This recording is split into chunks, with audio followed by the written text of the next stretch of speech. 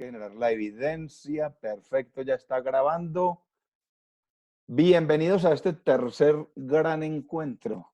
Mañana es festivo, no van a poner a rumbear hoy por nada del mundo. Este tercer encuentro de paradigmas y programas de la investigación contable. Paradigmas, y me pusieron a estudiar. Me pusieron a estudiar. Mire, si ustedes ingresaron a la plataforma y descargaron el módulo, ustedes mismos se pueden dar cuenta que el módulo es demasiado epistemológico, o sea, es demasiado teórico. Y diría yo, como documento académico, es un documento pobre, y hay que reconocerlo, el documento de paradigmas de la investigación. Estoy estudiando desde hace mucho rato el concepto, porque el concepto de paradigma es un concepto asociado a la ciencia, al desarrollo científico, a la construcción del conocimiento. Y como les decía hace 8 días, pues todas las ciencias se construyen a través de teorías y a través de paradigmas. Y muchos de esos paradigmas con el tiempo llegan a consolidarse en teorías científicas. Por aquí llegó Juana Valentina. Juana Valentina, bienvenida. Entonces, he venido buscando la forma de aterrizar este concepto, bajarlo de lo teórico, bajarlo de lo epistemológico a lo práctico. Y créanme que me he encontrado con una cantidad de cosas muy bonitas porque he ido consultando. Ustedes más que yo saben que yo no soy contador público. He aprendido una cantidad de conceptos al lado de profesores como Luz Marina, como el profe Harold Gañán, como el profe Oscar Duque, la profesora Livia Gutiérrez, que ellos son contadores, y he aprendido terminologías. He aprendido un poco el marco conceptual y con ustedes, haciendo los proyectos de grado de la tecnología, del ciclo profesional, he aprendido una cantidad de conceptos de la contaduría y entonces para mí fue un reto desde que me asignaron este módulo en el sentido de decir, ¿cómo aterrizo yo los conceptos del paradigma de investigación a la ciencia de la contabilidad, a la ciencia de lo contable? Y créanme que hablaba yo con el profe Oscar Duque hoy en la tarde y él me decía, el contador público tiene que romper ese paradigma y eso es lo que busca esta asignatura. Romper el paradigma de lo específicamente técnico. Y se lo decía yo a ustedes hace 8 días. Y eso es bueno. O sea, ustedes se especializan tanto en lo técnico que vamos dejando de lado una cantidad de componentes que hacen parte del ejercicio de la profesión. Las profesiones tienen un componente técnico. La administración de empresas tiene un componente técnico. La ingeniería de sistemas tiene un componente técnico. Inclusive ciencias que son tan teóricas como la filosofía, la antropología, la sociología, tienen componentes muy técnicos. Pero también todas las profesiones tienen una cantidad de elementos que giran alrededor de ella y que nosotros como ejecutores de esa profesión las tenemos que entender. Entonces, por eso me he enamorado muchísimo de esta asignatura, sobre todo, repito, porque para mí se convirtió en un reto y la he ido entendiendo. Empecé leyendo desde el punto de vista epistemológico. ¿Qué significa epistemológico? Todos los componentes teóricos. Y créanme que al comienzo fue un poco complejo. Entender, por ejemplo, cómo aplicar en contabilidad el fenómeno o el paradigma inductivo y deductivo. Y ahí está. Ustedes cada vez que se sientan a elaborar una declaración de renta, están aplicando inductivo, deductivo. Y muchas veces nosotros, en ese ejercicio de nuestras profesiones, ni siquiera lo sabemos. Hace 8 días, pues nos referíamos a los 3 primeros paradigmas que contempla el programa, que es el paradigma inductivo y el paradigma deductivo. ¿Y de qué se trata eso? ¿Qué es ese tema de inductivo y deductivo?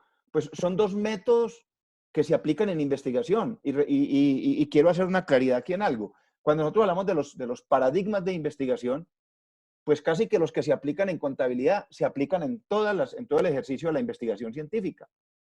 Es decir, el paradigma inductivo no es exclusivo de las ciencias contables. El paradigma inductivo hace parte de las ciencias exactas, hace parte de las ciencias sociales y fenomenológicas como investigación y, lógicamente, hace parte de las ciencias contables o de la contabilidad como ciencia. Entonces, los paradigmas inductivos y deductivos, pues son dos métodos o dos estrategias de razonamiento lógico. ¿Qué hace un contador público cuando está elaborando unos estados financieros? Un estado de resultado. Está aplicando elementos de razonamiento lógico. ¿Qué hacen ustedes cuando aplican análisis financiero o matemática financiera aplicada? ¿Qué están haciendo? Aplicando conceptos de razonamiento lógico. Entonces, en eso se fundamentan el análisis inductivo y el análisis deductivo. Lo que pasa es que entre los dos sí hay una diferencia. El análisis inductivo parte de lo particular, de la minucia, para llegar a conclusiones generales. Entonces, apliquémoslo en términos prácticos al ejercicio de la ciencia contable. Elaborar un estado de resultados, ¿cierto? Que antes llamábamos como PIG, estado de resultados.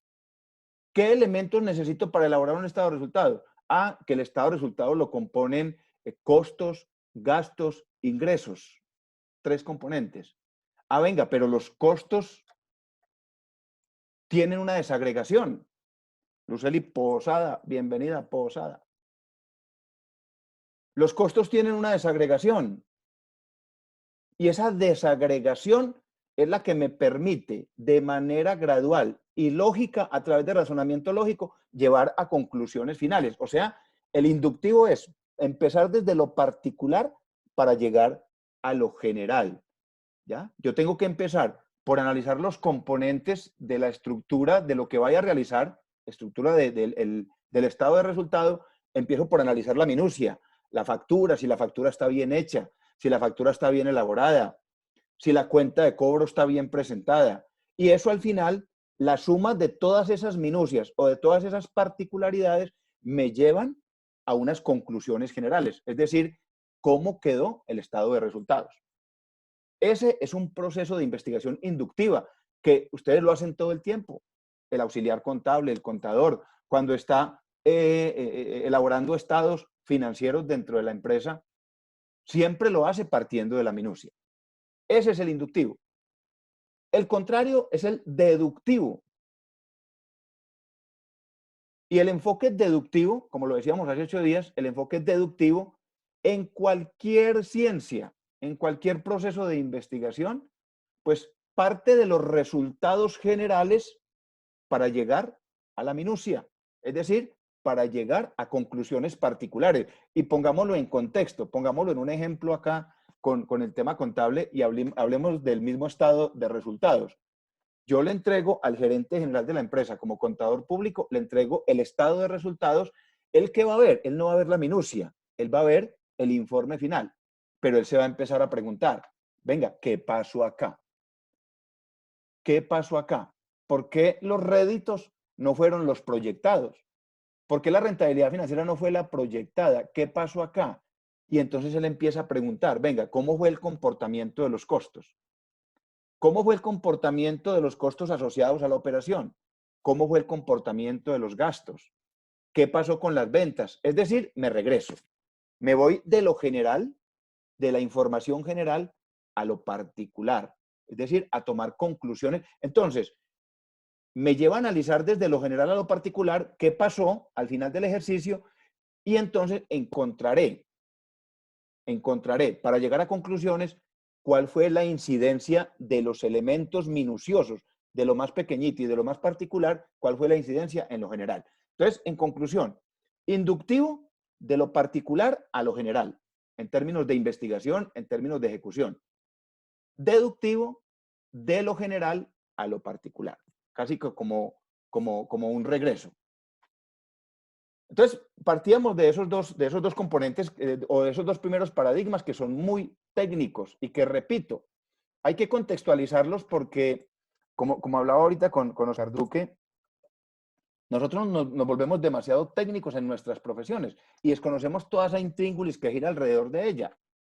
Entonces, que usted como contador se esté dando cuenta que en el ejercicio de su función, usted realiza investigación con enfoque inductivo y con enfoque deductivo. y que lo hace permanentemente, porque usted no podrá hacer un estado de resultados sin analizar los componentes que hacen parte o los elementos que componen ese estado de resultados. Y menciono el estado de resultados, pero podríamos mencionar todos los estados financieros y todas las acciones en las que interviene el contador público o quien ejercita la contabilidad pública. Mencionábamos muy someramente hace 8 días un tercer paradigma, y es el paradigma de la ética. Y lo dejé tocadito, lo dejé mencionadito, porque yo quiero que hoy nos paremos esta media horita o 40 minutos que vamos a hablar de paradigmas, porque recuerde que la clase la estamos partiendo en dos. Ruby, bienvenida. Recuerden que la clase la estamos partiendo en dos. Estamos hablando estamos mencionando 1 o 2 paradigmas por clase y estamos mirando, después de media hora o 40 minutos, el avance con el documento de su proyecto de grado. Les quiero dar una buena noticia. Una buena noticia. Para los que quieran, los que ya subieron la introducción y la quieran recomponer, la quieran reorganizar, miren, la mayoría de ustedes, yo tengo mi hojita de asistencia marcada, la tengo marcadita de quienes están en diplomado, quienes están haciendo proyecto, quienes están en sexto o séptimo semestre, ahí los estoy marcando, es decir, para saber cómo trabajo con cada uno. Es más, tengo por allá a Nicolás, que él ya sustentó su proyecto de grado, entonces con él estoy evaluando de manera diferencial. Entonces, para los que ya subieron la introducción y la quieran mejorar, sientan que de pronto les faltó un poquito o sientan que retroalimentemos, voy a ingresar ahora a la plataforma y voy a dar 8 días más, porque la universidad me dio a mí 8 días más, la universidad me dio 8 días más para subir las notas en Odin. Entonces, yo más que evaluar, yo quiero es que los trabajos queden bien hechos. Y el que tenga dudas, el que tenga inquietudes, me escribe, nos reunimos por esta plataforma, por Zoom, nos reunimos por WhatsApp, nos reunimos por cualquier medio y miramos yo cómo les puedo colaborar y les puedo dar ideas. Habrán temas, repito, soy muy reiterativo en eso, no soy contador público, pero por ejemplo, en temas de tributaria, pues llevo 4 años con Luz Marina Soto trabajando los diplomados de ella.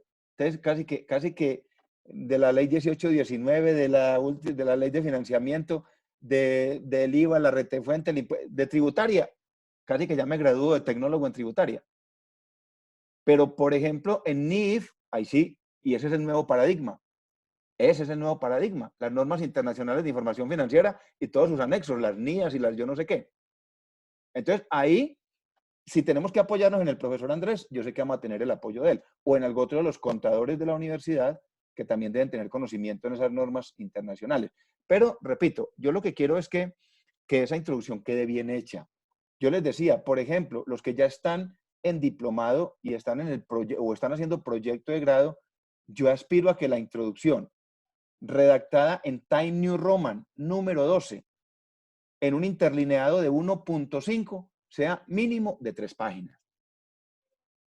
Y repito, yo, por ejemplo, usted me envía la introducción de una página y yo veo que hay un nivel de consulta, o de 2 paginitas, que hay un nivel de consulta bueno, que cita autores, que hace referencias bibliográficas, citas bibliográficas para este módulo, y si está bien redactada, usted tiene 5. Si está bien redactada esa introducción, usted va a tener 5 para el módulo. Y esto está quedando grabado acá lo que yo estoy diciendo. Pero si usted se presenta, por ejemplo, los que están trabajando tributaria y presentan una introducción de página y media o 2 páginas, hombre, el comité de grado no les va a aprobar. No les va a aprobar. ¿Por qué? Por algo muy sencillo. Porque como lo explicaba yo hace 8 días, la introducción en su proyecto de grado o en cualquier tipo de investigación, la introducción refleja el nivel de consulta. Y de ahí se va a desprender el resto. Si usted consultó poquito, se le va a dificultar mucho desarrollar los objetivos específicos. Por eso, lo primero, antes de yo empezar a redactar mi introducción, y ahorita les voy a dar una media clasecita de metodología de la investigación que quiero arrancar por ahí como para refrescarle la mente a todas y a todas. Lo primero que yo debo hacer antes de redactar la introducción y después de concebir la idea, cuando ya formulé la pregunta, lo primero que tengo que hacer es construir el marco teórico, o sea, consultar. Yo les recomiendo Hay páginas, por ejemplo, como Google Académico. Ustedes entran al Google normal, al comercial, le escriben Google Académico y él los lleva a otro Google, a otro buscador, pero es mucho más centrado en artículos científicos y en investigación. Y él les abre también un buscadorcito y usted dice la palabra clave. Usted le escribe, por ejemplo, el IVA en Colombia. Le da a buscar y le aparecen 1000 artículos referenciados sobre el IVA en Colombia. Hay otro buscador que es Cielo, S-C-I-E-L-O. No Jennifer Cielo, sino únicamente Cielo. S-C-I. Y ustedes le dicen en Google, en el buscador comercial de Google, Cielo. Y él los lleva directo a esa página y esas son páginas oficiales en temas académicos. Entonces, vamos a tener estos 8 días. Este fin de semana, el que me quiera llamar, el que me quiera escribir, los grupitos. Yo sé que la mayoría están trabajando en grupitos de 2, 3. Y yo les voy dando ideas para que mejoremos la introducción. Repito, ahora, si usted me dice, no, Puerta, es que yo le voy a presentar la introducción para probar el módulo. Ah, bueno. Pero qué bueno sería que los que ya están encaminados en diplomado y en proyecto de grado, pues esa introducción fuera la misma de su proyecto final. Y que lleve el visto bueno para que pase derechito. Entonces, tenemos 8 días más. El que tenga duditas con las normas APA, ahí en plataforma les subí el video de Héctor Molina, del profesor Héctor Molina. Es un video muy completo, tiene de todo. Yo les decía hace 8 días. Además de la aplicación de la cita bibliográfica, que es lo que yo más les ayudo a organizar, tiene también cómo organizar los títulos, cómo organizar la tabla de contenidos, cómo organizar la estructura para que no tengan que pagarle a nadie y el trabajo sea realmente que cumpla con todos los requisitos. Profe, Entonces, buenas noches. buenas noches. ¿Cómo es tu nombre? Entraste como usuario. Viviana Manjarres, profe. Hola, Manjarres, ¿cómo vas? Bien, profe, gracias a Dios. Profe, qué pena, es que casi no logro entrar. No, sí, es que ha estado como pesado. Ya ahí estamos la mayoría. Yo ahorita al final, listo, Juana Valentina ya Profe, yo entró. también, Marcela Castañeda, tenía error Hey, con el internet, ¿sí? ya listo, Fanny Marcela, ya por aquí también la tengo reportadita. Listo. Profe Rubí Gómez. Sí, Ruby, no, hace como una hora la vi por ahí. Profe, ¿y a mí? ¿A Claro, Lucena Luzas. Cruz? Sí. Ya la vi también. Leyó mi nota de Luisa, que es que Luisa no puede asistir que porque está en el trabajo, Ah, no, no hay problema. que No porque importa, es final de mes y le toca quedarse haciendo informes. no importa, lo importante es que rindan y que les va muy bien en ese proyecto de grado, que quede bien Bueno, redactado. bueno, Paula Andrea profe. Román Vélez. Yo, profe, ¿cómo está? Muy bien, gracias a Dios. Bueno, entonces, queda claro, si alguno tiene alguna inquietud, abre micrófono y me pregunta o me dice, queda claro, 8 días más. El que sienta que ya cumplió para el módulo, la puede dejar así. El que la quiera mejorar y quiera hacer una excelente introducción, entonces hágala. Una última recomendación, la he hecho muchas veces y me da pena hacerme reiterativo, pero tengo que hacerlo. Recuerden que la introducción es la parte de su proyecto o del documento que más citas bibliográficas puede tener. El de más citas bibliográficas. ¿Ya? Y ahorita les voy a explicar, porque ya vamos a empezar a hablar del segundo parcial, que es para la 6ª semana. El segundo parcial tiene que ver con los componentes siguientes. O sea, vamos a hablar de la identificación del problema en los 3 componentes. Entonces, después de que veamos el paradigma de hoy, entonces abro un documento, abro la presentación sobre metodología de la investigación y hacemos un ejercicio práctico acá de cómo formular y cómo describir el problema de investigación. Entonces, el que tenga alguna duda, inquietud, petición, queja o reclamo, simplemente abre micrófono, puerta y le atendemos. Profe, una pregunta. Lina. ¿De cuántas hojas es máximo la introducción o mínimo? Miren, yo les hago un referente. Con la primera maestría que yo hice, a mí me fijaron mínimo 15 páginas de introducción, mínimo. Yo no les voy a poner a ustedes un tope, ni la universidad les fija a ustedes un tope. Pero mire, si ustedes, lo que pasa es que voy a ser muy sincero. Lo que pasa es que ustedes son muy técnicos. O sea, ustedes son muy buenos contadores públicos y el ejercicio de la contabilidad lo hacen excelentemente bien. Pero voy a ser muy respetuoso porque habrán algunos que de pronto no encajen en lo que voy a decir. pero muchos de ustedes son temerosos para redactar. Son temerosos a la hora de redactar. ¿Ya? Entonces, por ejemplo, yo le hacía el referente hace 8 días, el que esté trabajando algún impuesto en particular. Mire, es que estoy trabajando IVA, yo estoy trabajando retefuente, estoy trabajando impuesto a capital. Hombre, pues trabaje en la introducción sobre el marco conceptual de lo que son los tributos, de lo que son los impuestos. ¿Qué significan los impuestos para un país? ¿Dónde nació el concepto de impuesto? ¿Cómo llegó a Colombia el concepto de impuesto? ¿Cuál es la importancia de los impuestos? ¿Qué tipos de impuestos existen en Colombia? Y al final de la introducción, refiérase un poquitico al impuesto que usted está trabajando. Esta propuesta de investigación se enfocará en conocer el comportamiento del IVA desde su creación hasta la fecha, indagando en las diferentes reformas tributarias, el impacto que ha tenido en la economía, ya cerrando la introducción, una breve presentación. ¿Por qué? Porque el grueso de ese impuesto que usted está trabajando lo debe dejar para el planteamiento del problema. Entonces, Lina, usted decide, pero dése cuenta una cosa, Lina, que en la medida en que usted más consulte, podrá hacer una introducción más extensa, mucho más completa, y eso le va a dar a usted un espectro de conocimiento para desarrollar muy bien su proyecto de grado. Después, cuando ya empiece a desarrollar los objetivos, y en la medida en que usted consulte y va construyendo la introducción, de una vez va clarificando temas del planteamiento del problema, cosas, por ejemplo, que usted decía, venga, esto me sirve aquí, me sirve allá.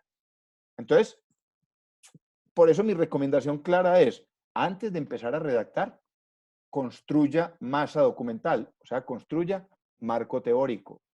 Consulte en estas bases de datos, consulte en libros, ¿ya? Venga, es que tengo que leer reformas tributarias, listo, ¿cuáles va a analizar? Váyalas descargando. Y todo eso le sirve para redactar una muy buena introducción utilizando las herramientas de las normas APA. Es decir, citas bibliográficas, utilizando el parafraseo. O sea, atrevámonos un poquito más. Yo me vuelvo cansón con esto por lo siguiente. Porque aquí en el proyecto de grado estamos poniendo en juego todo. Es decir, su conocimiento, su interés y mi reputación como asesor, como docente. Porque si yo le digo a usted con mentiras, no, la introducción le quedó perfectamente bien. Y cuando lleguemos a comité evaluador, alguno diga, venga, es que la introducción o es que el planteamiento no cumple o es que tal elemento del documento no cumple, entonces usted va a quedar aburrido o aburrida y yo también, ¿ya? Porque le dije mentiras.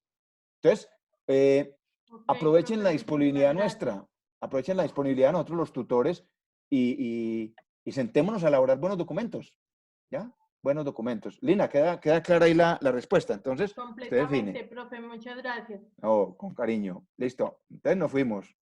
¿O alguien más quiere decir algo? Bueno. Entonces les decía, vamos a trabajar hoy sobre un paradigma. Luzas, ¿estás viendo ahí la presentación? Listo. Eso quiere decir que sí. Entonces, hace 8 días trabajamos. Profe, disculpe, Sí. el video que usted dice que subió de las normas APA es el que está antes de la clase de hace 8 días. Sí, es uno que dura 2 Ok. horas. Es larguito. Larguito, pero Bueno, vale la listo. pena. Bueno, está bien. Listo, perfecto. Bueno, ahí están viendo la diapositiva sobre el paradigma o el enfoque que vamos a analizar hoy. Recuerde, hace 8 días vimos el inductivo y el deductivo y hablamos un poquitico del ético.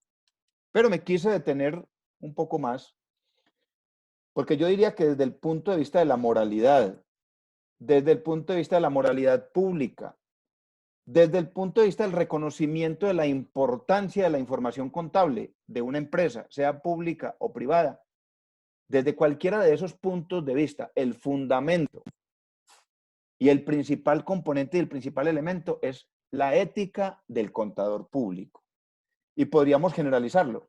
Es la ética del profesional, la ética del médico, la ética del biólogo, la ética del físico, la ética del ingeniero.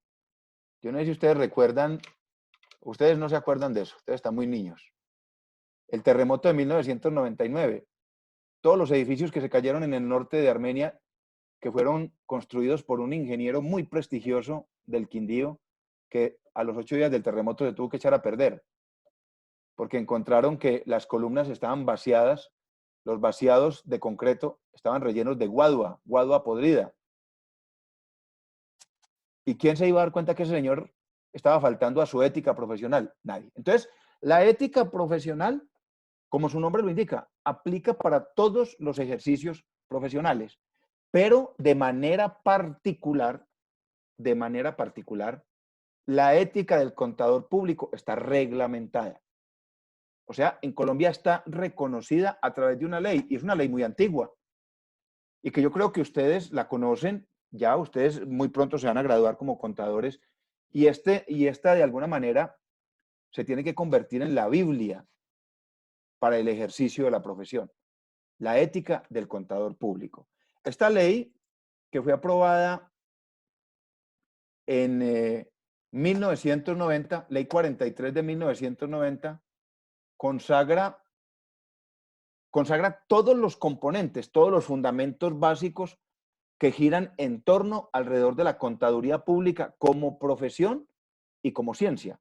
Es decir, define todos los elementos mediante los cuales se reconoce jurídicamente la profesión del contador público y se reconoce jurídicamente al contador público como profesional. Hay muchas profesiones en Colombia, por ejemplo, que no tienen tarjeta profesional. Hay otras, por ejemplo, como la mía, la administración de empresas, que el único requisito es haberse titulado con una universidad con reconocimiento legal del Ministerio de Educación, haberse titulado y el Consejo Nacional de Administradores de Empresas le otorga su tarjeta profesional. Ustedes no. Ustedes, al igual que muchas otras profesiones, tienen que cumplir con un requisito adicional y es un tiempo de experiencia laboral en el ejercicio. Todo eso está contemplado en esta Ley 43 de 1990, que repito, seguramente muchos de ustedes la tienen ahí en su archivo, en su computador, y muchos de ustedes la conocerán muchísimo más que yo, porque repito, yo no soy contador, pero me llamó mucho la atención y me gustó muchísimo lo que pude encontrar allí. ¿Qué es lo primero que aparece en esta Ley 43 de 1990? El Código de Ética del Contador. ¿Qué es lo primero que aparece? La definición de lo que es un contador público. Y el primer concepto que aparece es: el contador público es una persona natural, que mediante la inscripción, ¿ante quién? Ante el Consejo Nacional de Contadores Públicos, que es el que reconoce, pueda acreditar la competencia profesional. Es decir, usted se titula, pero además de titularse se tiene que acreditar. Y ya en ese momento puede ejercer la profesión. Antes no. Antes usted no podrá acreditar, no podrá dar crédito de unos estados financieros, no podrá dar fe pública. Hace 8 días la mencionábamos. Esta ley, como lo ven ustedes acá en el artículo 1, y lo vamos a ver ahora en el artículo 10, establece o le da facultades al contador público. Y les voy a decir una cosa, mis contadores públicos. Qué bueno recuperar la reputación de las profesiones en Colombia.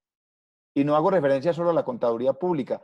Ahora, repito, hice un diálogo muy largo, como de 1 hora, con Oscar Duque. Él es contador público y es muy amable y siempre me saca de dudas. Oscar me decía: Jorge, hace 20 años, la palabra del contador pública era fe pública.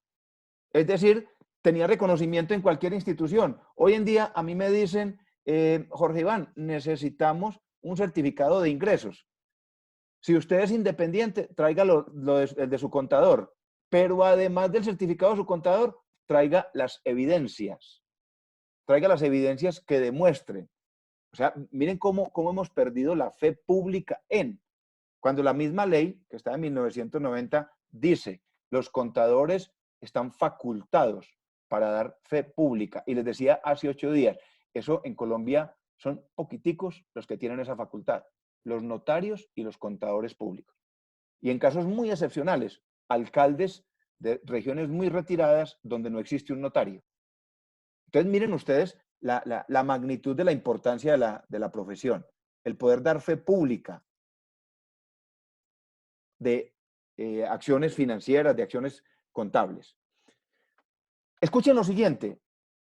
En el mismo artículo primero, al que refiere el ejercicio de la función del contador público y que habla de la fe pública, de que está facultado para la fe pública, dice ese mismo artículo primero que la dependencia laboral, es decir, cuando usted se compromete laboralmente con una empresa, cuando usted está sujeto a las normas de una empresa por un vínculo laboral, es decir, que usted es disciplinado de una empresa o disciplinable de una empresa y que debe cumplirle a esa empresa porque existe un vínculo laboral, ese solo hecho de un vínculo laboral ya le genera una inhabilidad para certificar fe pública. Y entonces a mí se me generaba la inquietud y se me generaba la duda. ¿Esa inhabilidad es jurídica o es ética? Porque estamos frente al código de ética. Y consulté unos 2, 3 abogados, unos 2, 3 contadores, entre esos Rodrigo Vallejo Sánchez, abogado contador, entre esos Oscar Duque, y ellos me explicaban el concepto muy claro. La inhabilidad es más ética que jurídica. ¿Por qué? Porque usted entra a ser juez y parte. Me hago entender. Me hago entender. Si a usted lo contratan, usted ya tiene una dependencia de un patrono. Entonces, sería poco ético usted certificarle a ese patrono situaciones como, por ejemplo, los ingresos, porque estaría jugando como juez y parte. Pero realmente no existen unas connotaciones jurídicas, salvo que usted esté certificando hechos ilícitos, hechos que estén por fuera de la ley. De lo contrario, usted simplemente estaría faltando a su compromiso ético, estaría faltando a la ética del contador público. Ahora, frente a esa inhabilidad, existe una excepción, y es para los contadores públicos que cumplen el ejercicio de revisoría fiscal, ¿ya? Porque recuerden que... Venga, diría que cayó el internet. Ah, no, aquí estoy bien. Recuerden que el revisor fiscal no es juez y parte en la organización, es juez. Es decir, aquellas entidades que en Colombia por ley están obligadas a contratar un revisor fiscal o que por sus estatutos están obligados a vincular un revisor fiscal, pues el revisor fiscal tiene que ser objetivo en los informes de revisoría, tiene que ser objetivo en sus dictámenes y no tiene una sujeción laboral, no tiene una dependencia laboral. Es decir, lo voy a decir en antioqueño, el patrono lo contrata no porque quiera, no porque qué rico tener un revisor fiscal, sino porque la ley lo obliga. Miren ustedes, por ejemplo, que son muy pocas las empresas que sin estar obligadas a tener revisoría fiscal, contratan una de ellas, interna o externa. Entonces, cuando usted ejerce como revisor fiscal, esa inhabilidad desaparece, porque jurídicamente no tendría usted como contador una vinculación laboral o una dependencia laboral o no sería un disciplinable de esa empresa o de esa organización. En el mismo artículo primero, en uno de los parágrafos, establece cuáles son los requisitos. Y este parágrafo fue reglamentado en el año 2003 mediante el decreto 2566. Ese decreto 2566 define cuáles son los requisitos que deben cumplir las instituciones de educación superior y sus programas académicos para poder titular un contador público. Y no es tan sencillo. Por ahora me fui a reblujar, a leer el decreto 2566 y todos los componentes de acreditación de calidad, todos los componentes de pertinencia, todos los componentes que debe acreditar una universidad para poder ofertar este programa. Hice una comparación, por ejemplo, con las exigencias para administración de empresas. Y en administración de empresas son mucho más laxos. Y en muchos otros programas. Lo hice de manera curiosa por mi formación académica.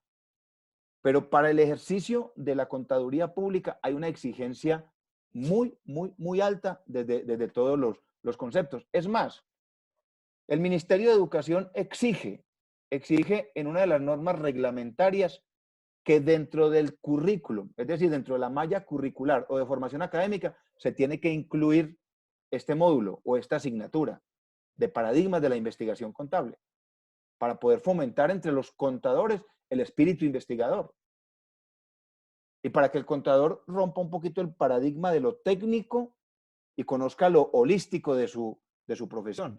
Vaya mucho más allá del ejercicio técnico, que de por sí ya es máximo. En el artículo segundo, este código de ética profesional del contador establecen cuáles son las actividades que están relacionadas con la ciencia contable o con el ejercicio de la contabilidad y de la contaduría pública. Y ustedes pueden observar, el campo de acción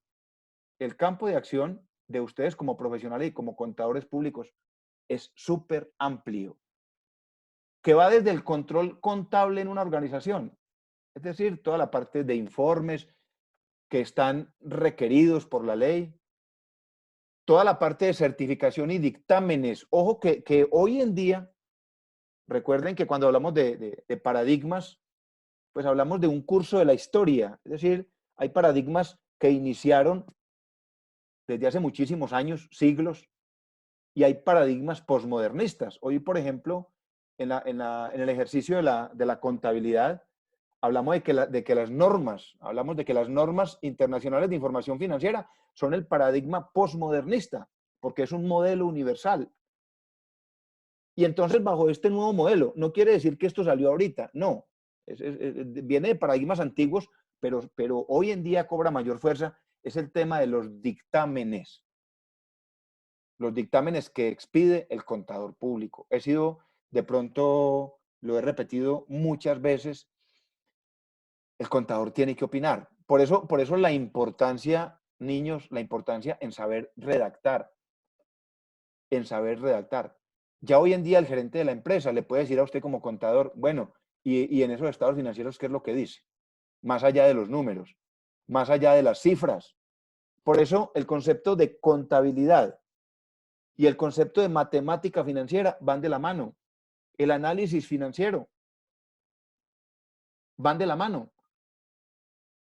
El componente inductivo, el componente deductivo, tiene que ir incluido, porque usted, además de ser experto en lo técnico, tiene que ser experto en el dictamen, en saber qué dicen esos estados financieros, en saberlos leer, en saberlos interpretar y en saber asesorar, porque usted como contador público tiene muchos campos de acción, lo decía ahora, la revisoría fiscal es un campo de acción que se deriva del ejercicio de la contabilidad o del ejercicio profesional del contador público, la revisoría fiscal, que se decía que con las NIF había cierto nivel de incertidumbre y que ya se está dilucidando.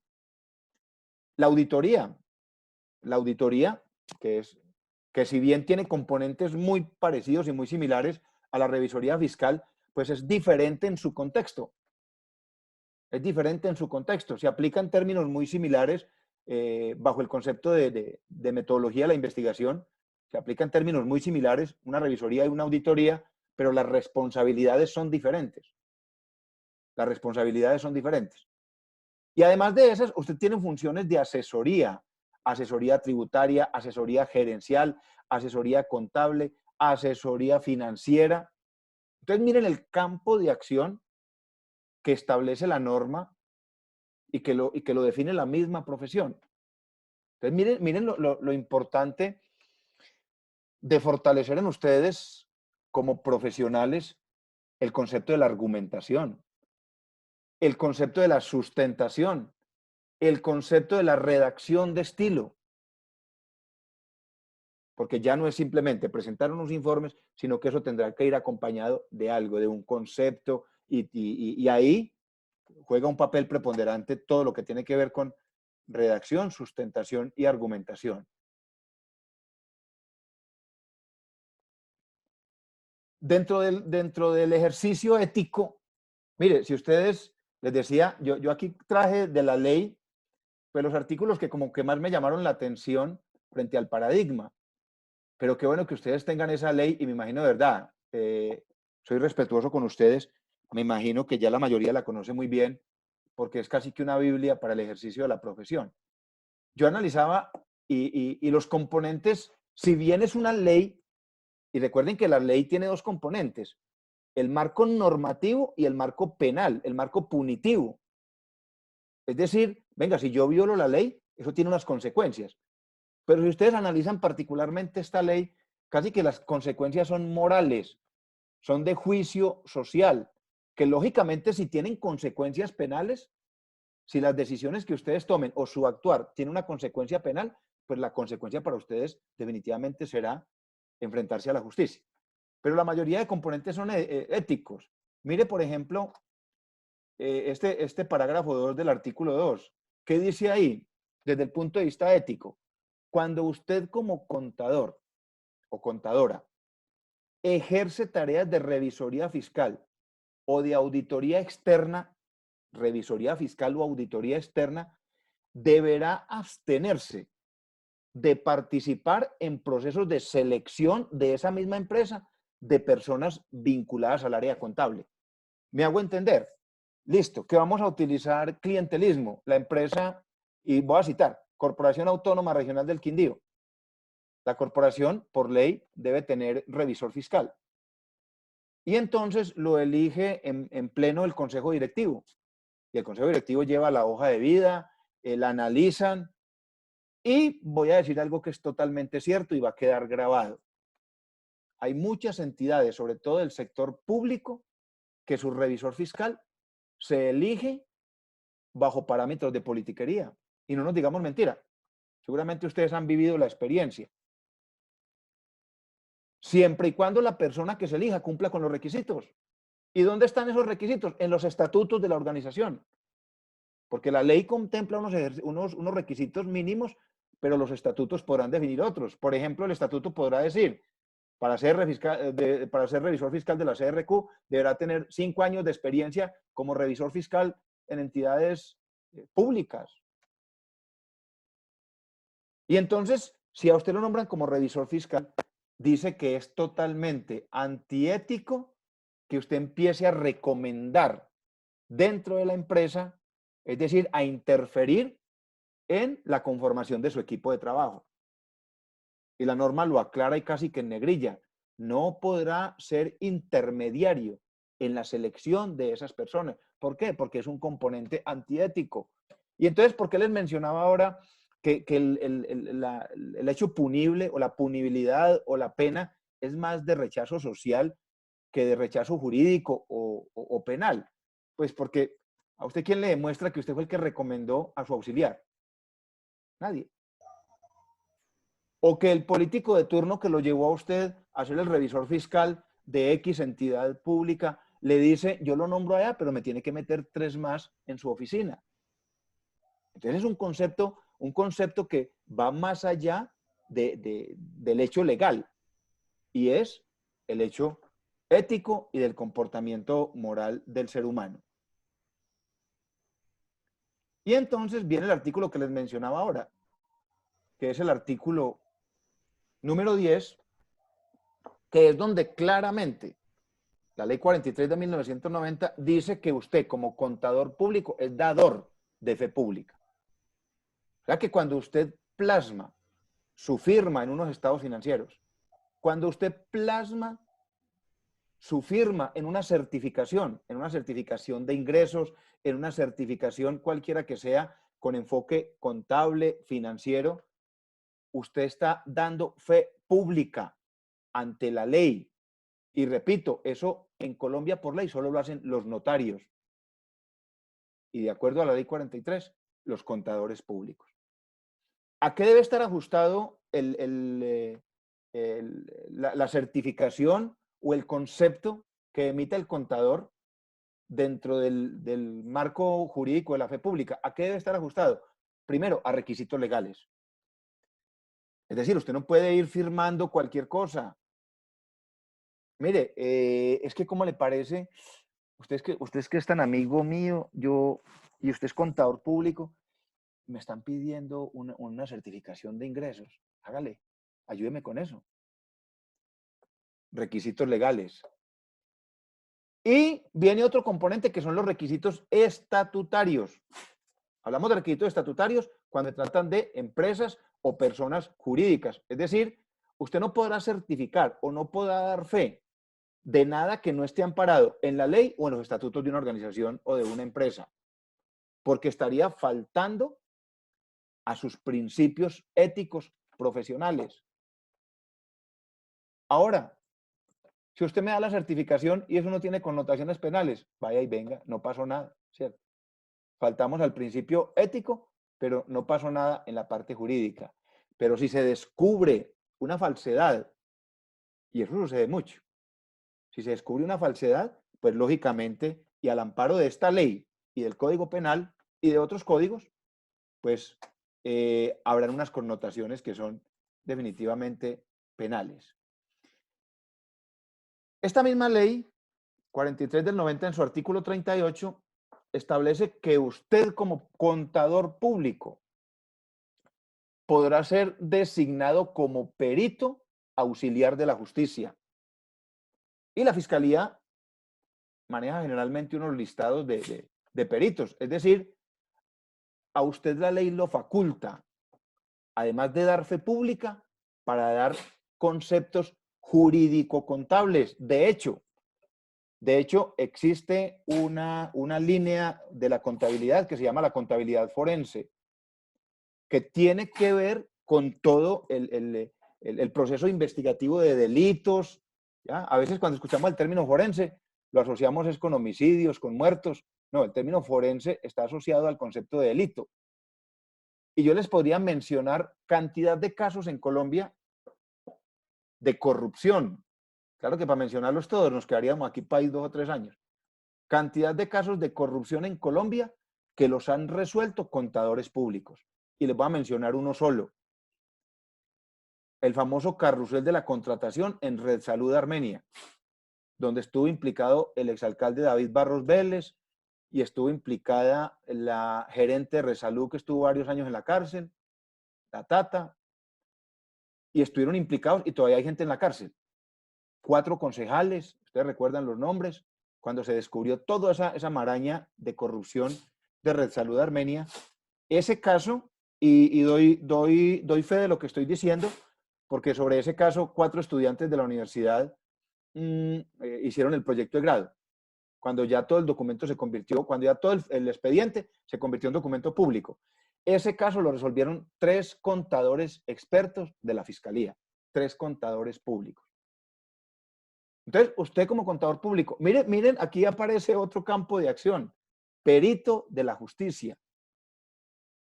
Y ese dictamen de justicia, ¿cuál será el primer componente que lo debe acompañar? Pues el componente ético y moral, el componente ético de la profesión.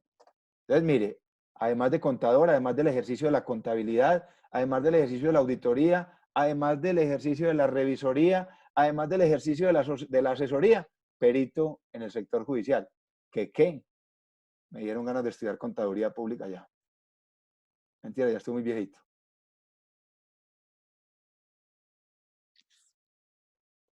Dice esta ley en sus artículos 41 y 42, que hace referencia sobre todo a la revisoría fiscal y también al ejercicio contable. Al ejercicio contable, dice que usted no es responsable por los actos administrativos que se deriven de los informes que usted presente.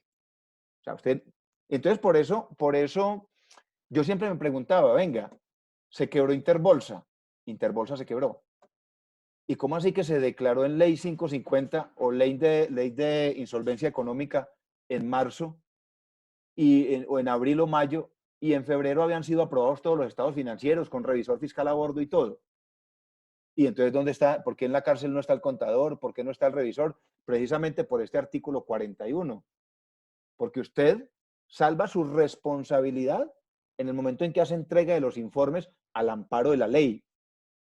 Lógicamente, que si usted torció la vuelta en el camino, pues también va a llevar del bulto, ¿cierto? También va a ser sujeto de investigación penal, va a ser sujeto de la ley.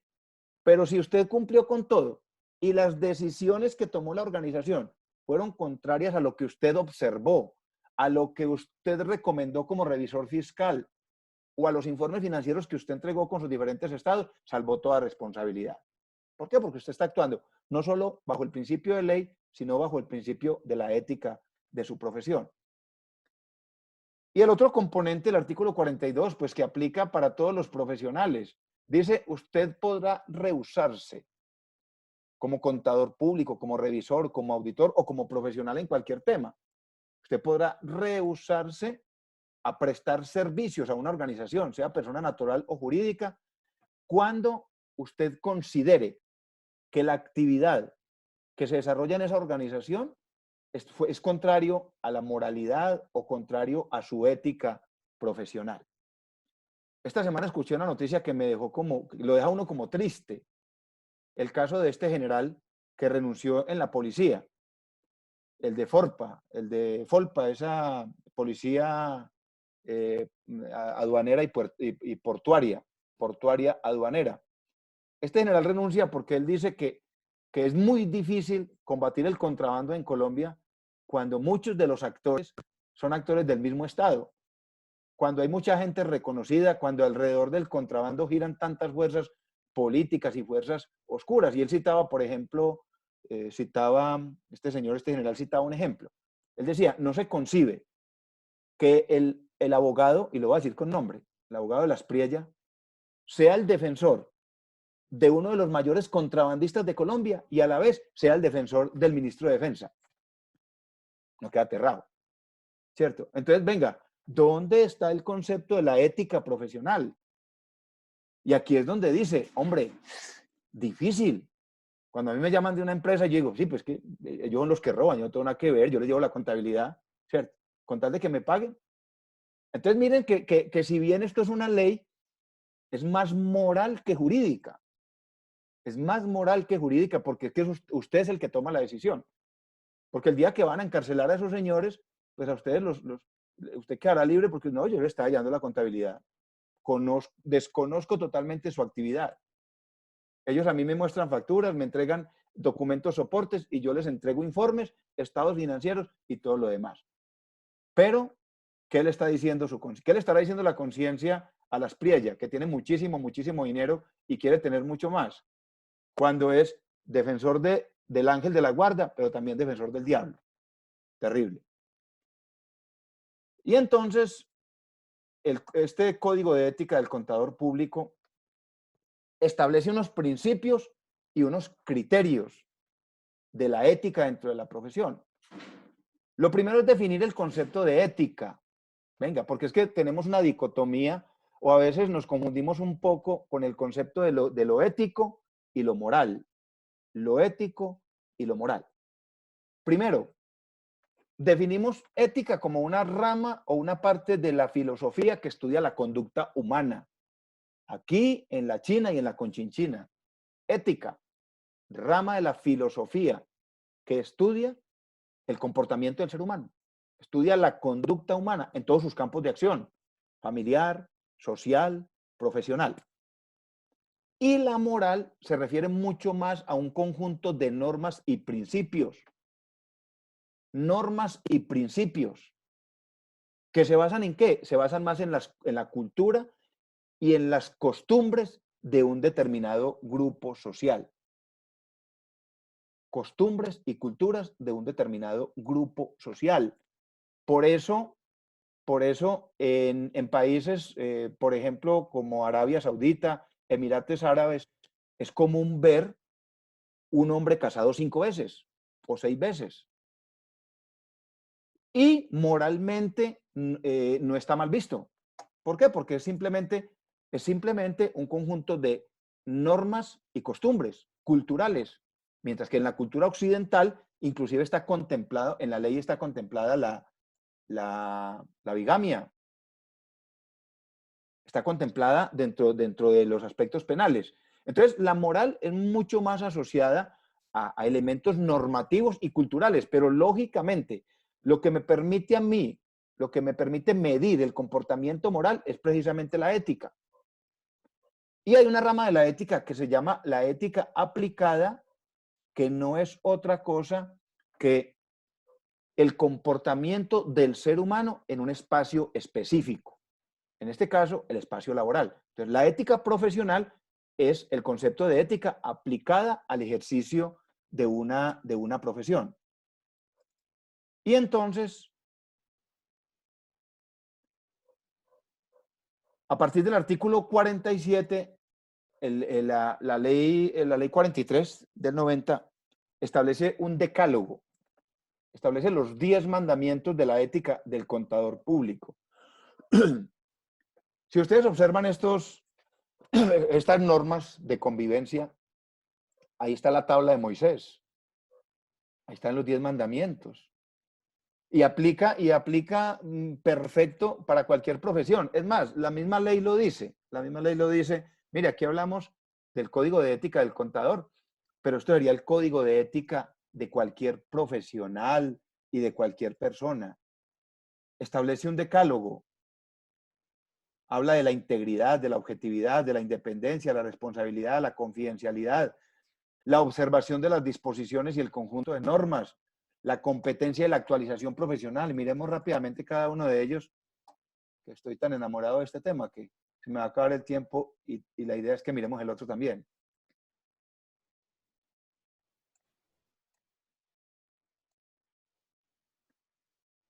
Listo. Entonces, dentro del decálogo, lo veíamos hace 8 días de manera muy rápida, dentro de esos 10 mandamientos, dentro de ese decálogo de la ética del contador público, los principios de la ética del contador público, lo primero es la integridad. Y yo pregunto, íntegros tenemos que ser todos. No solo en el ejercicio de la profesión, sino en el ejercicio de nuestra vida cotidiana. ¿Y qué comprende el concepto de integridad? Rectitud. Difícil. Probidad. ¿Qué significa probidad? Decimos que una persona es proba cuando esa persona tiene unos conocimientos probados, digámoslos así. Y esa probidad va de la mano con la integridad y va de la mano con el código de ética en el sentido de que no estamos facultados para hacer de todo. Algunos de ustedes se irán a orientar por tributaria, otros se irán a orientar por financiera, otros se irán por revisoría, otros se irán y se van a volver probos en un área específica. Por eso es tan importante, mis niños, apenas ustedes se gradúen, pensar en una especialización. ¿Por dónde me voy yo?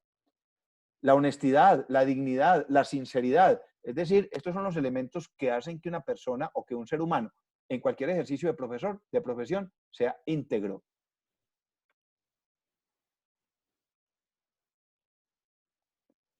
El segundo mandamiento, el segundo elemento del decálogo, la objetividad. La objetividad. El contador público debe ser imparcial. Lo que diga el informe, eso es. Lo que digan los estados financieros, eso es. Yo no tengo que acomodarme en ningún lado. Objetivo, totalmente claro. Totalmente claro. Es decir, la imparcialidad va de la mano con la objetividad en el cumplimiento de la función. Que actúe sin perjuicios y sin prejuicios. Sin perjuicios y sin prejuicios. Es decir, que usted esté facultado, que no sienta presiones y que no tenga ningún tipo de prejuicio que lo lleve a tomar las decisiones equivocadas y que actúe sin interés dañino. Hay quienes viven buscando en la vida hacerle daño a los demás, hacer mal. Entonces, ese principio de objetividad pues va muy de la mano con la imparcialidad y con la inexistencia de perjuicios y prejuicios. El tercero también muy importante y va muy de la mano con el anterior, con el de la objetividad, y es la independencia. En la medida que yo pueda ejercer independencia en la toma de decisiones, pues estoy siendo objetivo. Y si estoy siendo objetivo, estoy siendo íntegro. Estoy siendo íntegro. Por eso es tan complicado cuando, por ejemplo, un revisor fiscal llega a una entidad a través de un proceso politiquero, a través de un proceso no político, un proceso politiquero, demagogia. Listo, entonces venga, yo pongo el revisor fiscal y entonces el revisor fiscal, uno se pregunta cuál es realmente su nivel de independencia y de objetividad. Y entonces usted mismo como profesional empieza a sufrir. Miren, no nos vamos muy lejos, los famosos jefes de control interno de las entidades públicas. El jefe de control interno de la gobernación lo nombra el gobernador. El jefe de control interno de una alcaldía lo nombra el alcalde. Y entonces, ¿hasta dónde será objetivo e independiente a la hora de sancionar y a la hora de tomar decisiones? Terrible. Ojo, la responsabilidad en todo su sentido. La responsabilidad en todo su sentido, en el cumplimiento. En el cumplimiento. Mire, si usted se comprometió, hágalo. Y hágalo bien, no lo haga a medias. Hágalo de manera responsable. Ese término de responsabilidad es muy, muy, muy amplio, no solo en el ejercicio de la profesión, sino en la cotidianidad del ser humano. Ustedes se imaginan que usted como contador se comprometa con un amigo a ayudarle a hacer la declaración.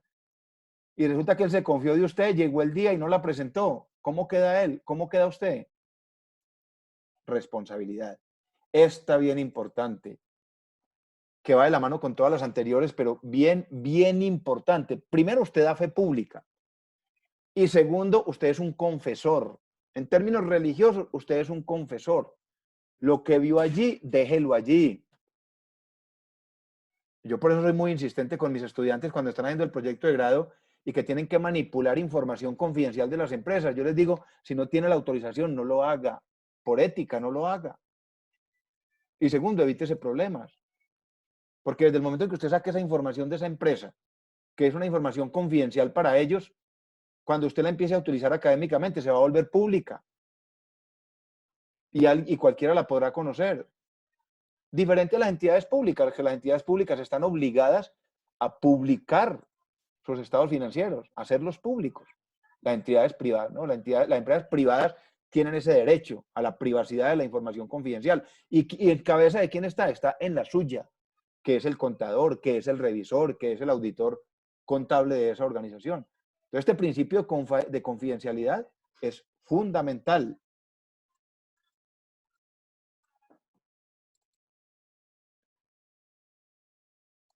Este lo contempla la ley. A ustedes, como a todos los profesionales, los rigen las normas, no solo la ley 43. Aquí la ley 43 es el Código de Ética Profesional, pero frente al tema contable hay un marco normativo muy amplio. Hay un marco normativo muy, muy, muy extenso. Y usted deberá estar permanentemente atento, porque recuerden una cosa, el desconocimiento de la ley no exime de responsabilidad. Ay, venga, es que yo no sabía. Venga, ¿cómo así? Yo no sabía que habían ampliado los términos. Yo no sabía qué. Yo no sabía que había... Por eso el ejercicio de la contaduría pública, al igual que el ejercicio del derecho, es un ejercicio de actualización de conocimiento permanente. A ustedes las reformas tributarias o el estatuto tributario les cambia cada año o cada 2 años o cada que sube un gobernante. Cada que sube un gobernante y para poder tapar el hueco fiscal o para poder financiar su plan de desarrollo, monta una reforma tributaria. Unos le llaman reforma tributaria, otros le llaman ley de financiamiento, otros le llaman ley de crecimiento económico, pero ¿cuál va a ser el primer afectado? El contador. Porque si usted se quedó por fuera de ese conocimiento, chao, se quedó out, se quedó obsoleto, lo mismo que el abogado. Entonces, estar consultando permanentemente esas disposiciones normativas, porque recuerden, Colombia es un país de mucha inseguridad jurídica. Aquí uno se acuesta con una ley y amanece con otra. Mire lo que pasó en Bogotá. Ahora con este tema de la mediana liberación del sector económico, del confinamiento social, lo que pasó en Bogotá. El gobierno nacional saca un decreto Podrán salir las empresas, las grandes empresas constructoras a continuar con sus obras y algunas empresas de manufacturas.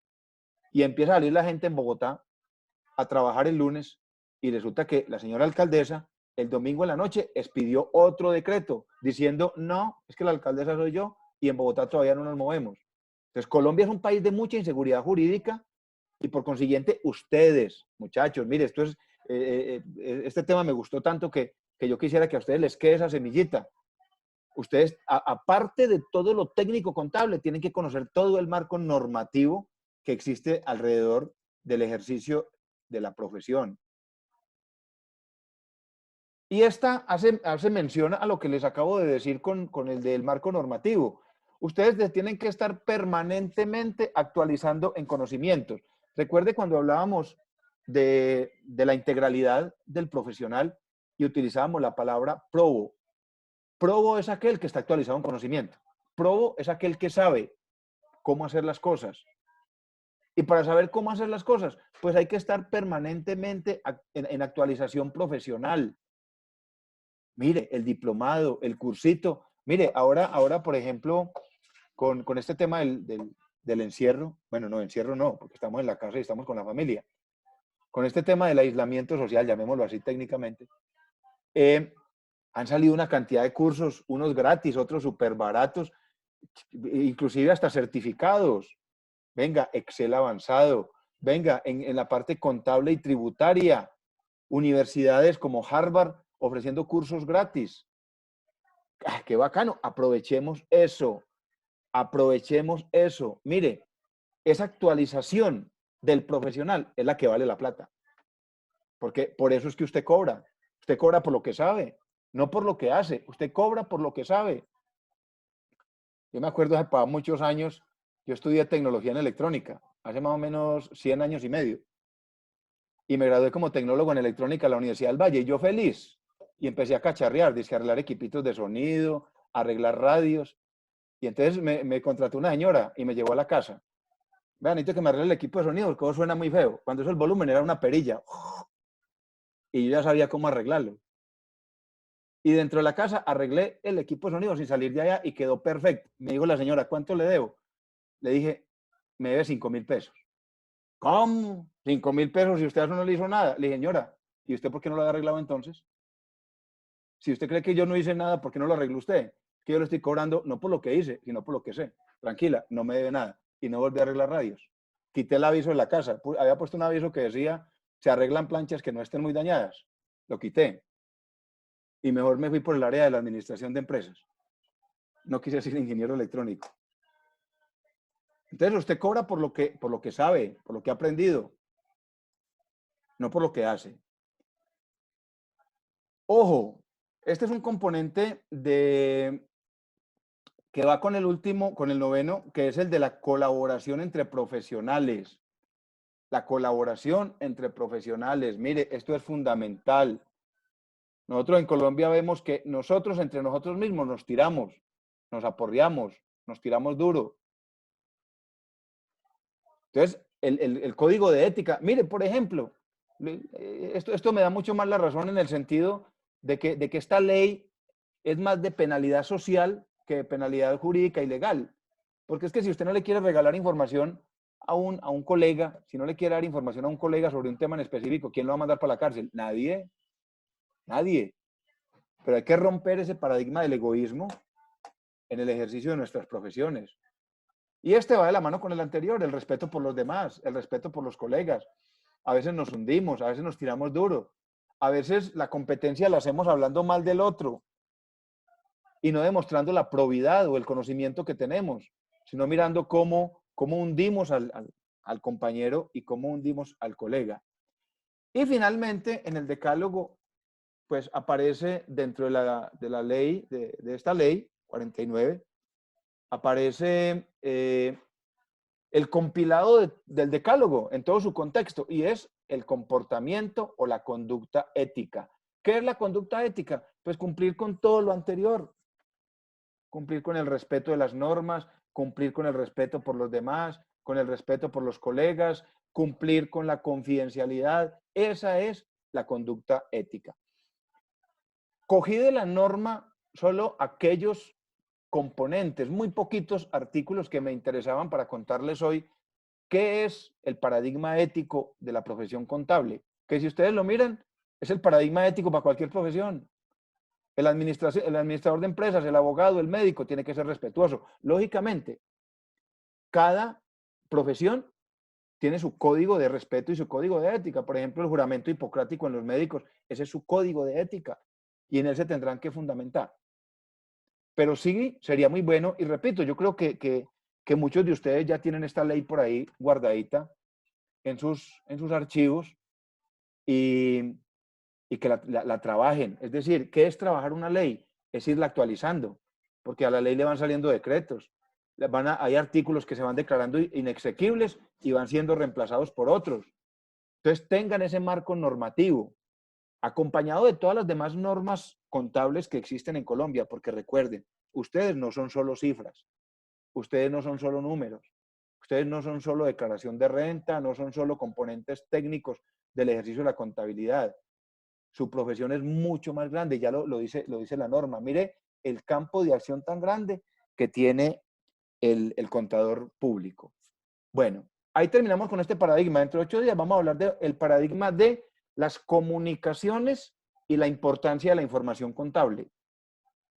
Las comunicaciones y la importancia de la información contable como paradigma de la investigación contable.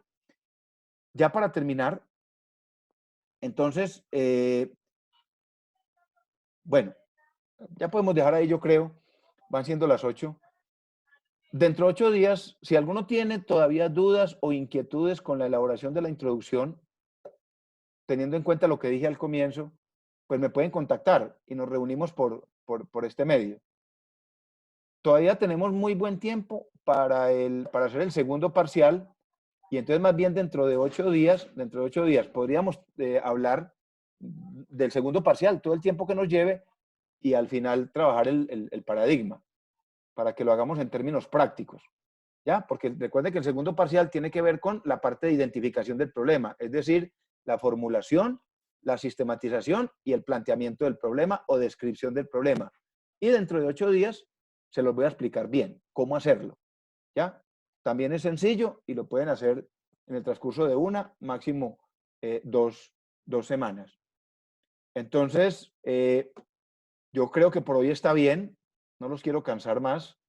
Repito, si alguno tiene dudas, si alguno quiere opinar sobre este tema o sobre el desarrollo de los parciales y las actividades académicas, simplemente abre el micrófono. Venga, antes de que me vayan, yo quiero preguntar porque ya veo que asistimos todos, pero me faltan por aquí. En marcar asistencia voy a ir llamando. Wilder Andrés, si está por ahí para que me levante la manito, haga bullita. Wilder. Luisa Fernanda Camacho, sí está, ¿cierto? Bueno. Profe, ella es la que yo le digo. Sí, listo. Trabajando. Listo, no hay problema. Listo, Lucení está ahí, claro que sí, no la había marcado. También está por acá. Listo, Claudia Jimena, listo. No, listo. Quedamos full. Aquí los tengo a todos juiciositos. Niños, espero que se enamoren de este tema. Profe, gracias. Que rompan el paradigma del ejercicio contable.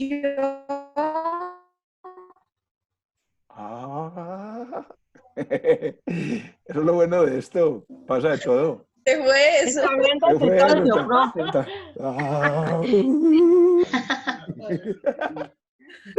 Bueno, niños, Dios los bendiga. Chao, profe, gracias. Bueno, me quedo un ratico por si alguien se quiere quedar ahí. Chao, abran el micrófono, hagan bulla. Hagan bulla, chao. Luce. Dina, Señora. Paula Andrea Ramos. Un minutico.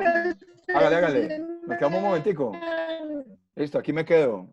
Aquí estoy, aquí Profe, me es quedo. que eso de esa introducción no se ha dado tan duro. No, eso es lo más fácil del Provoca mundo. renunciar, profe. Eso es lo más fácil del mundo. Paula Andrea estamos que Romano. lloramos. No, no, Ay, no. no, profe. Tanto que vamos hasta cambiar de tema, pero ya no sabemos ni qué tema, no. No, Pues, no, porque a ver, yo entiendo. la cuestión, Profe, a mí no me llamó la cuestión no es el lista. tema. La cuestión no es el tema, la cuestión es saberlo documentar bien. Es Sí. como no tanto documento, yo lo documento, yo estuve leyendo decretos, pues sé que nació desde 1989, Sí, fue como la iniciación, pero eso no se vino a cumplir sino como hasta en 1995, y ya pues en el 1995 sí salió pues un decreto, y así que lo hayan implementado full, sé que del 2015 hacia acá, ¿cierto? Y tienen como un Sí. rango que venga, Paula, hasta el ¿cuál es el tema de ustedes, Paula? Es el... facturación electrónica. Ay, no, ese tema... Vea, si se lo digo con conocimiento de causa, ya unas niñas se graduaron con ese tema y ya hay un trabajo en la universidad que tiene el estado del arte y eso, y ese trabajo quedó muy bien documentado. Sí, ¿Ya? Mire, ¿será que somos nosotros? entren por Google Académico, así están ustedes, ya avanzaron todo eso. Primero entren por el Google comercial. Sí, Escriban facturación electrónica y descarguen a la saciedad todo lo que encuentren ahí, lo que más les consideren ustedes, y luego vamos mirando qué les sirve. Tenemos todavía 8 días más. sí, profesor, me di cuenta que Luce me dijo porque yo llegué tarde, porque este internet... Listo. Vean, el entonces link no les voy a recomendar. encontramos, Paula, les voy a hacer la siguiente recomendación. Como ustedes están trabajando facturación, estamos apenas elaborando la introducción, entonces Sí. vamos a buscar en bases de datos internacionales. Por ejemplo, la que les mencioné ahora, Cielo. S-C-I-E-L-O. No van a escribir.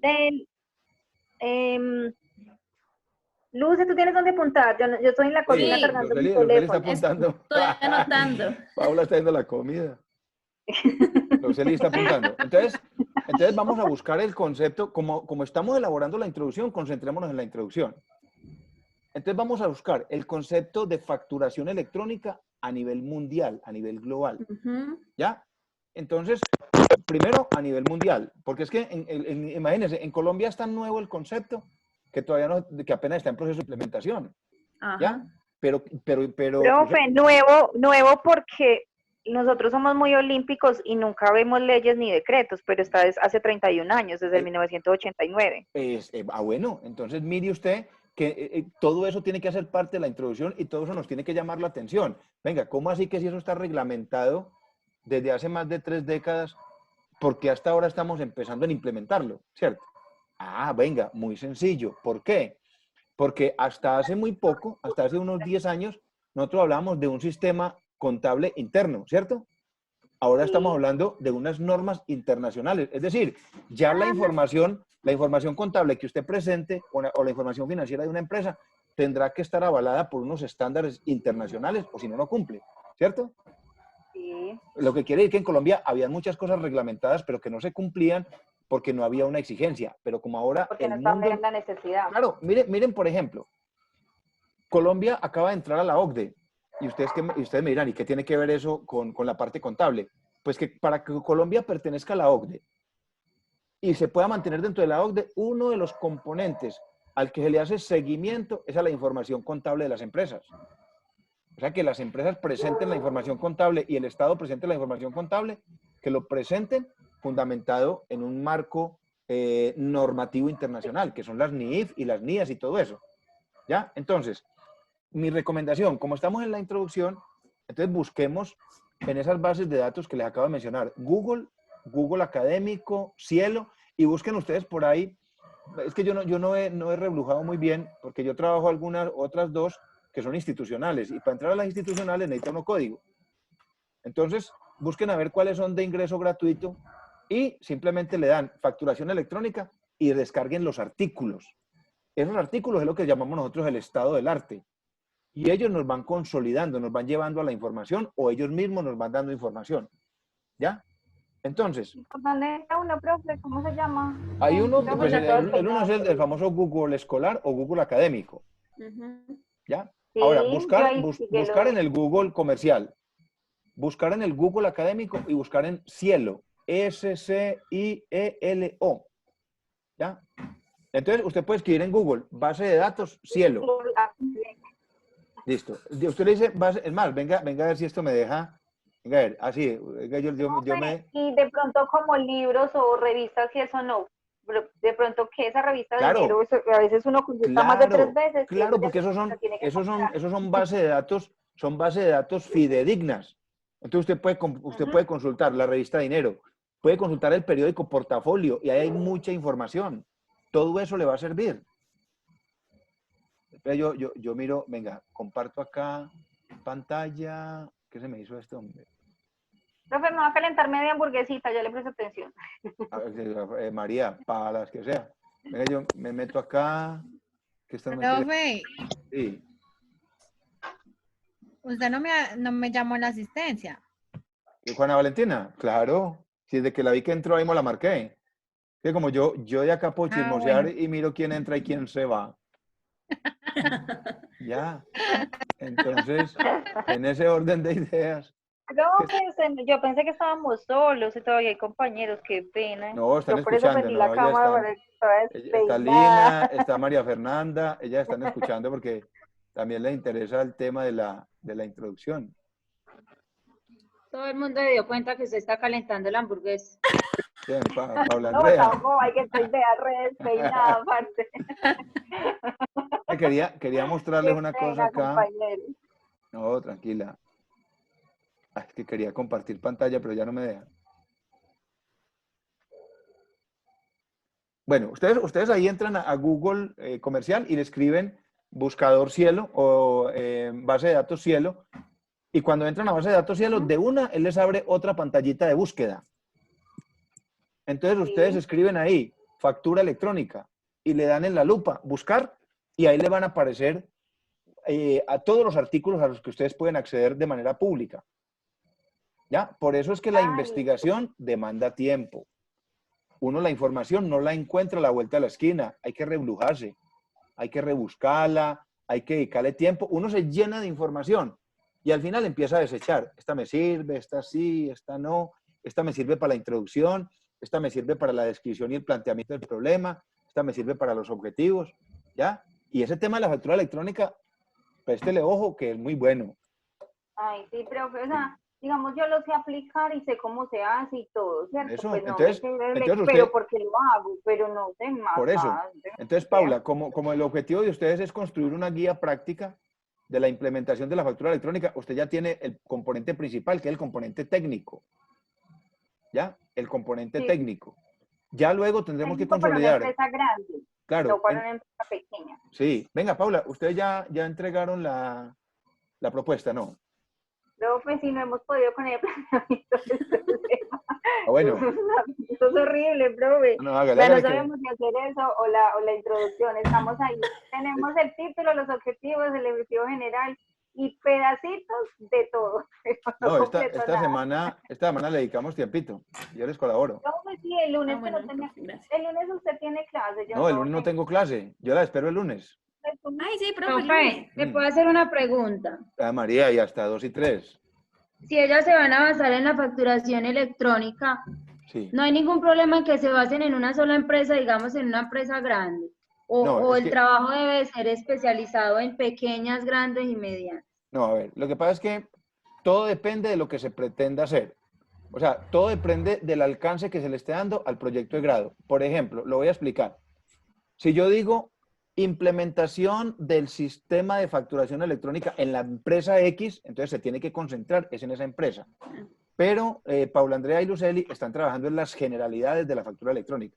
O sea, no lo están aplicando de manera específica a una organización, sino en términos generales, qué es la factura electrónica, cuál es el marco jurídico y normativo de la factura electrónica, o sea, cuál es el nivel de obligatoriedad en Colombia de la implementación, cuáles son los pasos para implementarla, cuáles son los tiempos para implementarla, o sea, está trabajando sobre las generalidades. No quiere decir que, como acabas de decir, el proyecto no se puede aplicar dentro de una organización. Claro, sería perfecto. ¿Ya? ¿Cuál es la diferencia entre los dos? Que uno se llama proyecto de investigación y el otro se llama proyecto aplicado, que es diseñar la implementación en una empresa. ¿Ya? No. Entonces, ahí sí podría decir yo, en la empresa X, que puede ser grande, pequeña o mediana. ¿Sí te queda claro? Sí, profe. Eso. Listo. Entonces, hay estudiantes que entonces, trabajan. Dime. Sería más complejo o bueno, sería digamos mucho más fácil como enfocarse en una sola empresa y Pues a buscar ver, todos sus pasos ¿qué, o sería más complejo? No, a ver, no, ¿qué, sería qué, muy qué, complejo qué porque para ventaja? pedir permiso, ir allá, eso no es Exactamente. bien con Es algo que, casi es ni que, se es que el coloca problema, mire, el contando con problema en el estudios Quindío, contables, eso es muy el problema, por complicado. ejemplo, en el Quindío, es que los empresarios son muy reacios a dejar que se realicen actividades académicas dentro de la empresa. ¿Ya? Que se realicen actividades académicas. Entonces, por ejemplo, el problema, por ejemplo, si usted va a implementar cualquier tema contable en una organización, usted necesariamente tendrá que conocer o estados financieros, de pronto tendrá que acceder a información que es confidencial y eso a los empresarios no les gusta. ¿Ya? Entonces, por eso muchas de las propuestas de investigación se hacen abordando la generalidad del tema. Claro, lo que tú dices, eso sería espectacular que a uno le dejen hacer esa práctica dentro de una empresa. O sea, implementar todo el sistema o analizar cómo está implementado. ¿Ya? Sí, sí, Pero sí. una pregunta, Sí, Paula. digamos, en mi área está el manual de facturación electrónica. Si yo pido Sí. permiso y me lo aceptan, ¿qué debe ser? ¿Una carta o algo firmado? En la universidad me dan como un documento Tú trabajas con donde yo Confenalco, pueda, ¿cierto? tendría que tener la autorización del director, de mi área o de mi jefe o de quién. Bueno, tú trabajas con Confenalco, Paula, ¿cierto?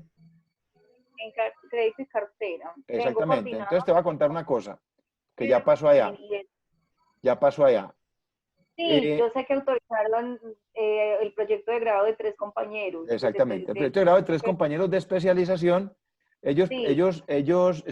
hicieron una auditoría, una auditoría al sistema de información contable del área de subsidios. Una auditoría. Sí, Yo empecé como asesor de ellos. Yo fui el asesor en la parte metodológica y un ingeniero de sistemas fue el asesor temático. Y desde el punto de vista metodológico, yo tengo que hacer la pregunta, que es obligatoria. ¿Ustedes están autorizados? Entonces una de las niñas, la niña del proyecto, eran 2 muchachos y una niña, me dijeron, sí, estamos autorizados. Le dije, bueno, como la universidad tiene que salvaguardar, sí, evitar problemas, porque ese informe final va a ser un documento público, entonces deben traer esa carta, deben traer esa autorización por escrito. Y ya habían terminado el trabajo, ya tenían todo hecho. Resulta que el jefe los había autorizado, pero de manera verbal. Cuando ya ellos hicieron la solicitud por escrito, el jefe se asustó y fue y llevó esa carta al departamento jurídico. Y en el departamento jurídico de Confenalco le dijeron, no, eso no es así, no se les autoriza. ¿Qué tuvo que hacer la universidad? ¿Qué tuvo que hacer la universidad para subsanar esa situación y evitar que ellos perdieran todo el trabajo, porque era un trabajo excelente? Se les permitió utilizar el término una caja de compensación. Auditoría realizada al área de sistemas a una caja de compensación. ¿Ya? Nunca se mencionó. Pero yo vi que ella sí le hicieron firmar unas actas en subsidio, porque como obviamente es la base de datos de todas las empresas. Claro, porque ya estaban accediendo, pero nunca se autorizó que en el documento público apareciera Confenalco Quindío. El nombre. Eso, o sea, cualquiera que lo lea, cualquiera que lea el trabajo se imaginará que es Confenalco Quindío, porque el trabajo fue hecho en Armenia, ¿cierto? Pero no hay la certeza de que, porque en ningún lado dice Confenalco Quindío. Entonces, ¿qué diría yo, Paula? Sí. Eso podría ser. Eso, espérenme un segundito, no me van a colgar. No me van a salir. Dije, ya le marco que estoy en clase, ya lo llamo. Listo, ya lo llamo. Entonces, a ver, lo que decía la compañera ahora, oye, ¿cómo es tu nombre? Es que me apareces aquí como usuario Win. Viviana. Hola. Sí, Viviana, lo que tú decías ahora, para nosotros como academia, sería espectacular que las empresas en el departamento nos permitieran que ustedes se vincularan con procesos prácticos. O sea, que el proyecto de grado de ustedes fuera un proyecto aplicado. Porque no solo se vive la experiencia teórica, sino la experiencia práctica de cómo hacerlo. Pero repito, Paula, quita el audio. Es muy difícil, Viviana, es muy difícil que las empresas les permitan. Hemos tenido muchos casos y casos exitosos.